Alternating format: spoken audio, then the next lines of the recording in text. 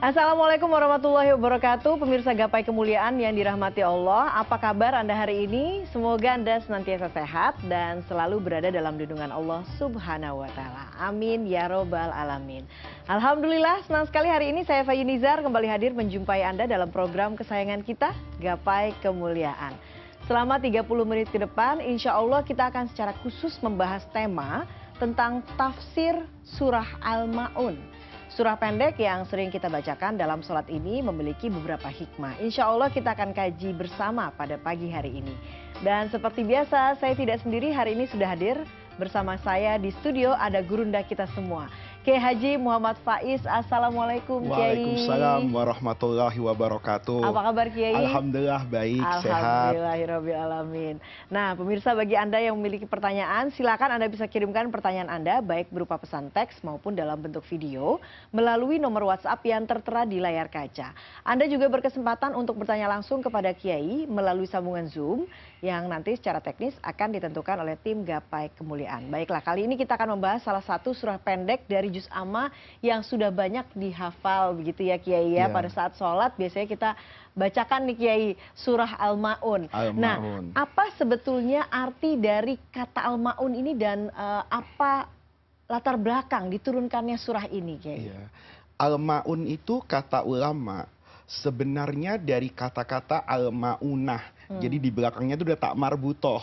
Kemudian tak marbutohnya itu dihilangkan dan diganti alif menjadi al-ma'un dari kata-kata a'ana, yu'inu, i'anah. Itu artinya pertolongan. Jadi kata-kata al-ma'un ini sebetulnya mengandung arti pertolongan. Ada yang mengartikan al-ma'un itu dari al-ma'nu. Al-ma'an itu dalam bahasa Arab artinya sedikit. Kaitannya apa? Ayat ini akan membahas perilaku orang-orang yang tidak percaya dengan hari kiamat, yang lupa akan adanya kehidupan setelah kematian. Orang-orang seperti itu biasanya memiliki pola sikap ego, mementingkan diri sendiri di sini dan sekarang, bukan hidup bersama orang lain, berbuat baik kepada orang lain untuk di sana dan di masa yang akan datang dalam artian alam akhirat. Itu sebabnya surah ini masyhur diberi nama dengan surah Al-Ma'un. Jadi itu ada kaitannya dengan keimanan kita terhadap hari akhir gitu ya Betul, Kiai ya. betul. Nah, apa sebab diturunkannya surah Al-Ma'un ini sebetulnya Kiai? Menyikapi perilaku masyarakat Mekah ketika surah ini diturunkan. Jadi sebagian masyarakat Mekah dulu yang kaya-kaya itu punya perilaku begini. Kalau mereka menyembelih unta atau mengorbankan binatang-binatang tertentu untuk sesembahan berhala yang ada di kota Mekah, mereka itu memprioritaskan daging ini dipersembahkan untuk sesembahannya atau kemudian kepada orang-orang kaya dan orang-orang yang memiliki pengaruh di sana. Karena kepentingan mereka itu kan cuma kepentingan duniawi. Kalau saya berbaik-baik dengan petinggi Quraisy, kalau saya berbaik-baik dengan elit masyarakat di masa itu, maka tentu saya akan mendapatkan kemudahan dan fasilitas di dalam kehidupan mereka di kota Mekah. Mudahnya akses perdagangan, mungkin mereka berkolusi tentang pajak dan sebagainya. Kemudian pada saat yang sama ada fakir miskin, ada anak yatim yang menyaksikan unta itu disembelih, maka mereka berharapkan mendapatkan daging yang tidak setiap hari mereka konsumsi. Begitu mereka mendekat dan meminta bagian, itulah yang kemudian ara'aitalladzi yukadzibu biddin, mendustakan agama. Ad-din itu dalam bahasa Arab, dalam konteks Al-Quran itu bisa memiliki 3 arti utama. Ad-din itu artinya agama, ad-din itu artinya ketaatan, ad-din itu artinya hari kiamat. Orang yang mendustakan ketiga-tiganya ini, mendustakan agama, mendustakan keinginan untuk baik dalam beragama, tidak percaya dengan adanya hari kiamat, maka perilakunya itu pasti yadu'ul yatim, Dia hardik anak yatim karena membantu anak yatim itu tidak mendapatkan balasan apapun di dunia dalam persepsi mereka. Iya. Sementara kalau daging ini mereka serahkan kepada orang-orang yang punya kekuasaan, punya nama di tengah-tengah masyarakat, mereka akan mendapatkan manfaat duniawi. Itulah sebabnya kemudian surah ini dinamakan Al-Ma'un, dan surah ini dikaitkan dengan pola keimanan dan kepercayaan akan hari kiamat. Jadi ayat 1 dan kedua itu Iya. berkelanjutan begitu ya Kiai ya. Nah tadi kita bahas ayat pertama Kiai, kan Kiai katakan tadi, tahukah kamu orang yang mendustakan 3 hal tadi ya Iya, Kiai ya. iya. Hari pembalasan, kemudian agama, Dan ketaatan kepada Allah. Nah apa sebetulnya pentingnya begitu ya Iya. Kiai ya untuk kita mengimani hari pembalasan itu Kiai? Iya, hari pembalasan itu sebenarnya itu adalah sarana utama untuk kita ini berbuat baik. Mbak Eva, kalau seandainya nih malaikat Jibril hari ini bikin pengumuman di running text CNN itu bahwa mulai hari ini kehidupan tuh hanya kehidupan duniawi saja, nggak ada lagi akhirat, nggak ada lagi kiamat. Kira-kira kita masih sholat nggak? Kira-kira kita masih zakat nggak? Kira-kira kita masih setia dengan pasangan kita atau berselingkuh dan berzina? Tidak ada yang bisa menjamin itu kecuali kepercayaan kita kepada adanya hari kiamat. Oleh karena itu kalau bertanya tadi pertanyaannya seperti Mbak Eva sampaikan, maka hikmah dari kepercayaan kita kepada hari kiamat itu menghilangkan ego, nafsu duniawi yang menguasai kita, sehingga hidup kita itu tidak berpikir di sini dan sekarang, tetapi berpikirnya di sana dan di masa yang akan datang. Berpikirnya adalah saya dengan pribadi sendirian itu rasanya tidak sanggup untuk menumpuk begitu banyak kebaikan. Karena misalnya saya kalau sholat 4 rakaat, ya pahalanya kan pahala 4 rakaat. Kalau saya berpuasa 1 hari dalam bulan Ramadan, maka pahala saya itu kan cuma pahala puasa 1 hari. Tapi ketika saya kemudian memiliki empati kepada orang lain, saya misalnya memberi bantuan kepada anak yatim berupa pakaian, maka pakaian itu dipakai sholat. Otomatis saya mendapatkan begitu banyak pahala tanpa saya mengerjakan kebaikan. Begitu pakaian yang saya berikan kepada anak yatim tadi dipakai sholat, maka saya akan mendapatkan bagian dari pahala apa itu? Sholatnya dia tanpa mengurangi pahala dia. Oleh karena itu, orang yang seperti ini tentu dia berpikirnya itu panjang ke depan, bahwa dia tidak bisa hidup sukses dengan dirinya sendiri, tapi dia butuh orang lain. Saya misalnya ketika Ramadan, sebelum maghrib, saya kirim makanan kepada tetangga saya yang fakir dan miskin itu. Maka begitu dia memakan makanan yang saya berikan untuk berbuka puasa, maka saya pada saat yang sama mendapatkan pahala tambahan dari puasa saya sehari, yaitu tambahan puasa orang tadi. Karena man aftara shaiman, yang memberi berbuka kepada orang puasa, maka dia akan mendapatkan pahalanya orang yang berpuasa. Nah, itulah manfaatnya kita kemudian memiliki keimanan kepada hari kiamat. Jadi pahalanya itu akan terus berkelanjutan begitu akan ya? Terus berkelanjutan. Bahwa hidup itu tidak saja di sini, tapi juga di masa yang akan datang. Bahwa apa yang saya lihat di akhirat nanti, itu adalah buah bukan saja dari kesolehan individu saya, tetapi juga kebersamaan saya bersama orang lain di dunia ini. Baiklah, kita akan lanjutkan lagi Kiai untuk membedah surah Al-Ma'un ini, tapi kita akan break dulu, kita akan lanjutkan sesaat lagi. Jangan kemana-mana, Gapai Kemuliaan akan segera kembali.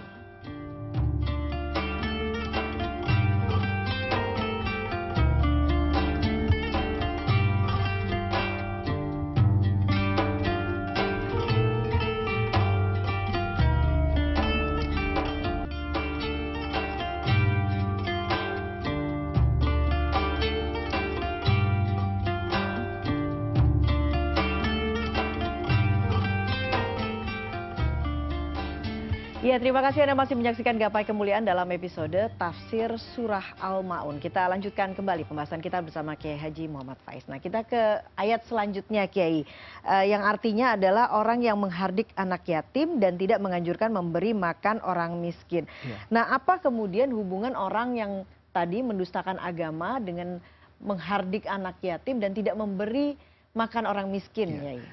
Ini berarti ada dua ya. Yang pertama kaitannya keimanan kepada hari kiamat dengan anak yatim tadi. Dan yang kedua kaitannya dengan fakir miskin. Redaksi ayatnya itu menarik. Al-yatim itu dalam bahasa Arab, itu artinya banyak Mbak Eva.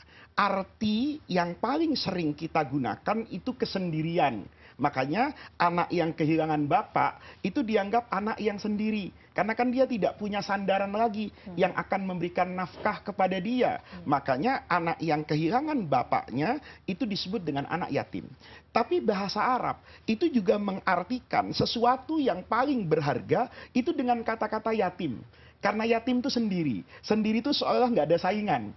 Kalau ada permata yang paling bagus, bagusnya sendirian, itu dalam bahasa Arab dikasih kata itu ad-durratul yatimah. Yatim di situ artinya sangat berharga. Oleh karena itu, kalau pertanyaan tadi, apa kaitannya mendustakan hari kiamat, tidak percaya dengan hari kiamat, dengan perintah untuk menyayangi anak yatim? Seolah-olah Allah itu berkata kepada saya dan kepada kita semua para pemirsa, kalau Anda ingin selamat pada hari kiamat, ini ada permata agung loh.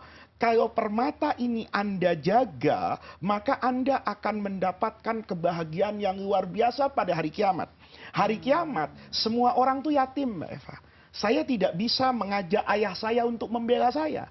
Saya tidak bisa menarik ayah anak saya untuk menjadi pembela saya. Likulli mri'in, kata Allah, pada setiap orang hari itu, hari kiamat, sya'nun yughnihi. Semuanya punya urusan masing-masing. Jadi kita menjadi yatim nih. Tapi kalau kita yang hari kiamat itu dalam kesendirian, ketika hidup, membersamai anak-anak yatim dalam kesendiriannya, maka nanti kamu lihat balasan kebahagiaan apa pada hari kiamat yang Allah berikan kepadamu karena perhatianmu kepada anak yatim. Tapi kalau kamu di dunia ini tidak peduli kepada mereka yang sendirian tadi, maka nanti jangan salahkan siapa-siapa. Kalau kamu pada hari kiamat itu hanya berjuang sendirian. Tidak ada lagi yang bisa menopang kamu. Berbeda kalau kamu nanti bersedekah sama anak yatim. Sedekahmu itu akan menjadi penyangga yang menguatkanmu pada hari keyatimanmu, yaitu pada hari kiamat tadi. Jadi nanti akan menjadi syafaat. Menjadi syafaat buat orang tadi. Makanya yatim itu dikatakan juga dalam bahasa Arab permata. Jadi kalau Mbak Eva lihat ada anak yatim lewat, kemudian ada berlian, itu harus diperlakukan yang sama. Kalau untuk membeli berlian, kita berani membayar dengan mahal, maka berlian kita yang sejati di hari kiamat itu adalah anak yatim. Nah, itu yang menyebabkan, kata guru saya dulu, kaitannya dengan hari kiamat dan anak yatim. Pertanyaan yang selanjutnya tadi, itu fakir miskin. Fakir miskin. Itu menarik. Ketika dikatakan, aro'aital ladzi yukadzibu biddin, fadzalikal ladzi yad'ul yatim wala yahuddu ala ta'amil miskin. Ini para pemirsa, di sini Allah kan artinya orang yang tidak mau memberi makan kepada anak yatim. Tapi bahasa yang dipilih oleh Allah itu to'am. To'am itu di surah Al-Ma'un kan artinya makanan, bukan memberi makan. Oleh karena itu kata ulama, to'am di sini mengisyaratkan bahwa orang yang tidak percaya pada hari kiamat, yang mendustakan hari kiamat, itu orang yang tidak mau mengambil makanan. Ini bukan memberi makan. Kan memberi makan tuh makanannya harus diambil. Diambil dari mana Mbak Eva? Dari tempat.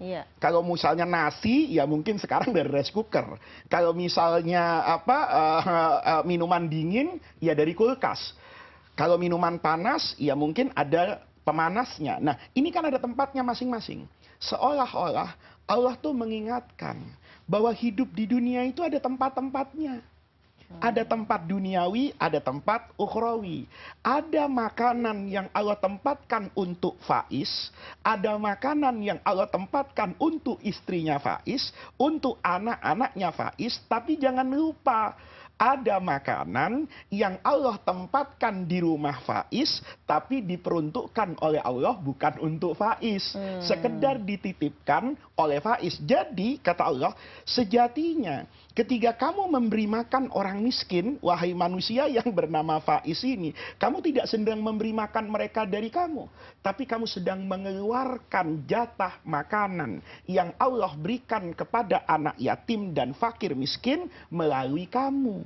Jadi kita ini sebetulnya akan selalu menyadari. Kan kita kalau masuk rumah, Mbak Eva ya, kan ada tempat-tempat yang beda. Oh, ini ruang tamu, itu untuk nerima tamu, bukan untuk masak.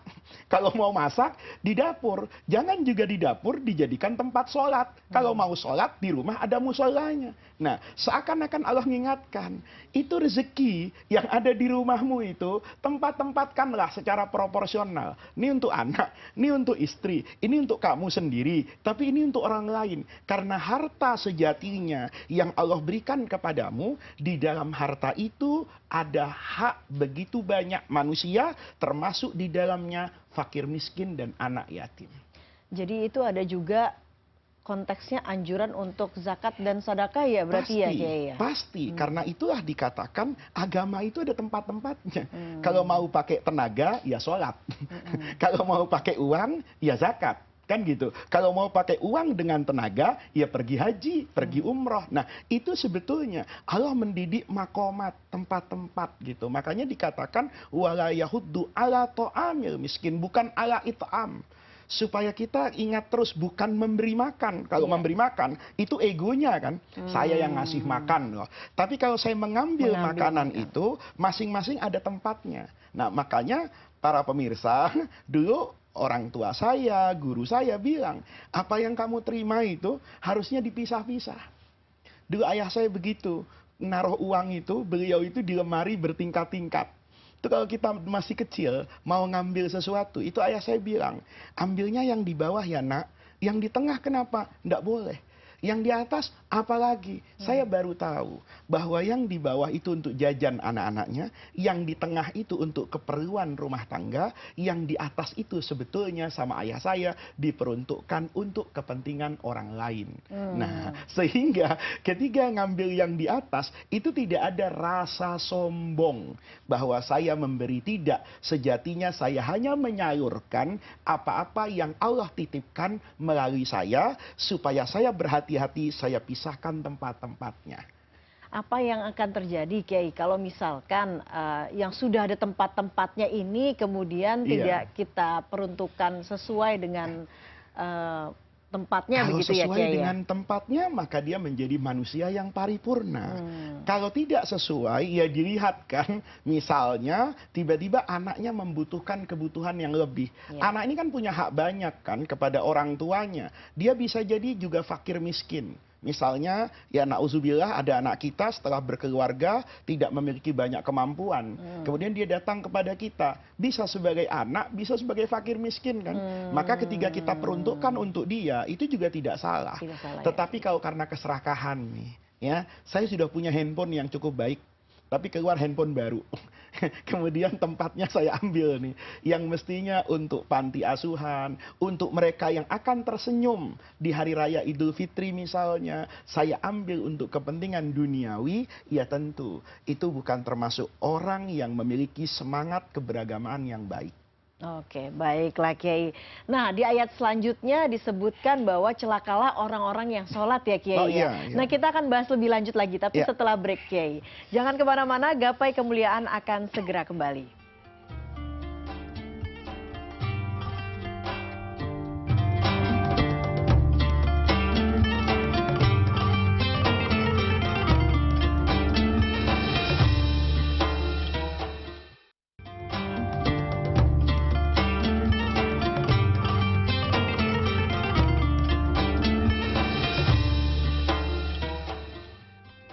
Ya, terima kasih Anda masih menyaksikan Gapai Kemuliaan dalam episode Tafsir Surah Al-Ma'un. Kita lanjutkan kembali pembahasan kita bersama Kiai Haji Muhammad Faiz. Nah, Kiai, di ayat selanjutnya disebutkan celakalah orang-orang yang sholat, yang lalai dalam sholatnya, begitu ya Kiai. Nah, mengapa kemudian orang yang sholat ini justru celaka dan lalai seperti apa Kiai sebetulnya? Yang harus kita lihat dari ayat ini itu dua hal. Yang pertama kata-kata lil musallin, yang kedua an sholatihim. Ini yang nanti akan mendekatkan makna yang dituju dari surah Al-Ma'un ini. Yang pertama, di sini kan dikatakan fawailun, celakalah lil musallin buat orang yang sholat. Perintah terkait dengan sholat itu di dalam Al-Quran, ya tentu pemirsa kalau nanti saya salah mohon diingatkan. Sependek ingatan saya, semua perintah sholat itu selalu menggunakan kata-kata wa aqimu as-sholata. Dari kata-kata akoma yukimu, mukim. Mukim itu ya berdiam, menetap di sana. Artinya mengandung kata-kata bahwa orang itu diminta untuk menetap dalam sholat. Jangan sholatnya bolong-bolong, ya lagi miskin sholat, lagi kaya, lupa dengan yang namanya sholat. Hanya ada sependek pengetahuan saya dan keingatan saya, perintah sholat itu dengan menggunakan kata-kata langsung sholat. Itu di surah An-Nisa. Kemudian yang kedua di surah Al-Kautsar, Inna a'tayna. Kalau kita lihat di surah An-Nisa, Allah itu ada satu kata kerja yang langsung tidak pakai aqimu as-sholata. Tidak pakai kayak doa Rabbi ja'alni muqimas sholat. Langsung falyusallu. Tapi ayat ini kalau kita lihat konteksnya itu pada waktu sholat khauf. Sholat khauf itu sholat waktu peperangan. Tentunya kita memahami kan dalam kondisi peperangan boleh jadi orang itu tidak khusyuk dalam sholat, tidak mampu menghadirkan sholat yang sempurna. Oleh karena itu Allah menggunakan kata kerja sholat langsung, falyusallu. Ya. Kemudian yang kedua di surah Al-Kautsar, fasolli lirabbika. Betul Allah menggunakan sholat langsung, tidak pakai iqamah. Tetapi setelah itu langsung dilanjutkan lirabbika. Itu kan mengikat betul. Fasolli kamu sholat. Tapi ingat ya, sholatmu itu lirabbika. Bukan karena kepentingan duniawi. Nah, oleh karena itu, kata ulama, kalau orang sholat sekedar sholat, tapi tidak menata hatinya untuk istiqomah dan menjaga sholat pada setiap waktu, dia tidak akan meraih hasil maksimal dari sholatnya. Itu yang pertama. Yang kedua, ini perkara terjemah nih. Celakalah orang sholat yang lalai dalam sholatnya. Sebetulnya itu tidak mewakili secara pasti pemaknaan dalam Al-Quran. Jadi begini.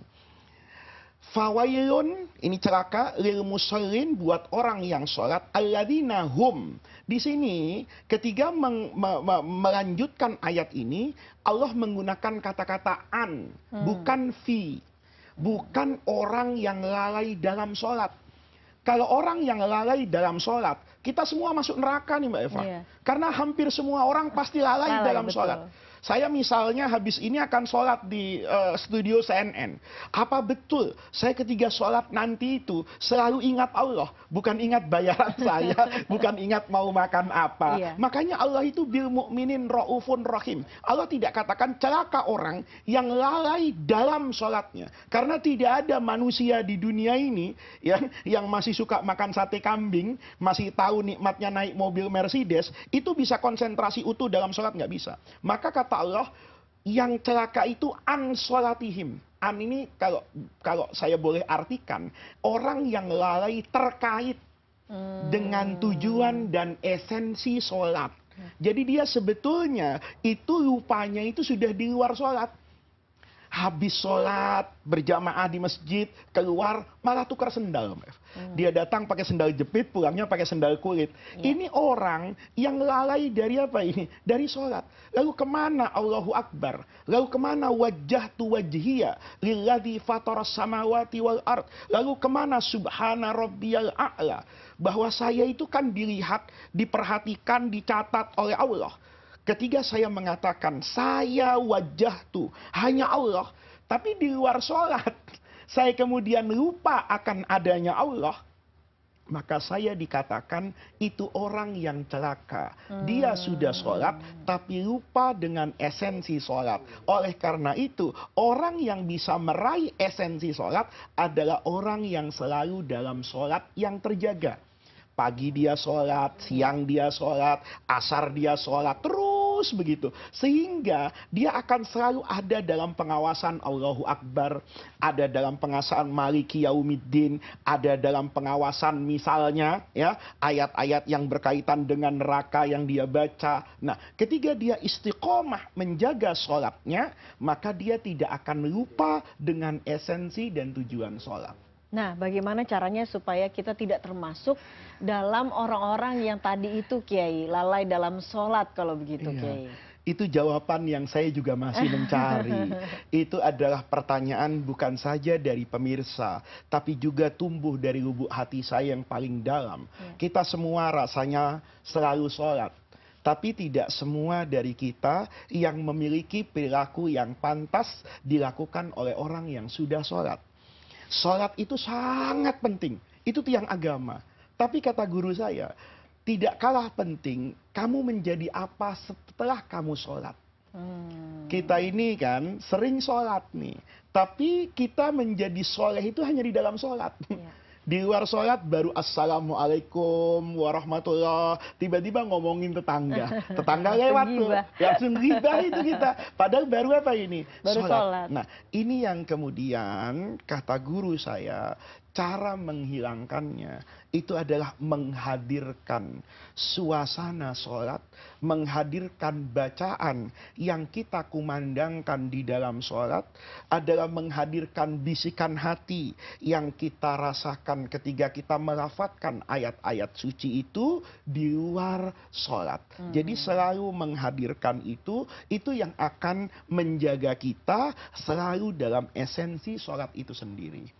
Semoga dengan bedah tafsir Al-Ma'un kali ini kita semua bisa memahami esensi dari surah Al-Ma'un dan bisa mengaplikasikannya ya, Kiai. Nah, pertanyaan terakhir, Kiai. Nah, bagaimana kemudian kita memanfaatkan, memaknai dari surah Al-Ma'un ini dalam kehidupan sehari-hari, Kiai?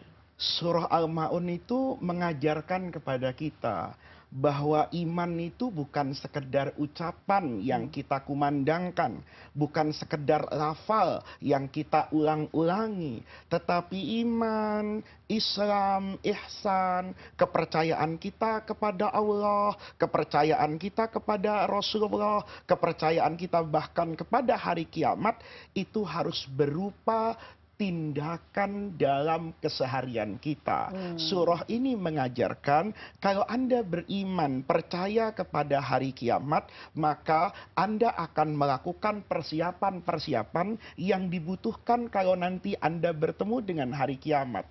Kalau Anda percaya dengan agama, beriman kepada Allah, beriman kepada Rasulullah, bukankah Allah mengajarkan, bukankah Rasulullah mengingatkan bahwa dunia ini semata-mata mazro'ah, tempat kita bercocok tanam untuk kemudian kita mengambil hasilnya kelak pada hari akhirat.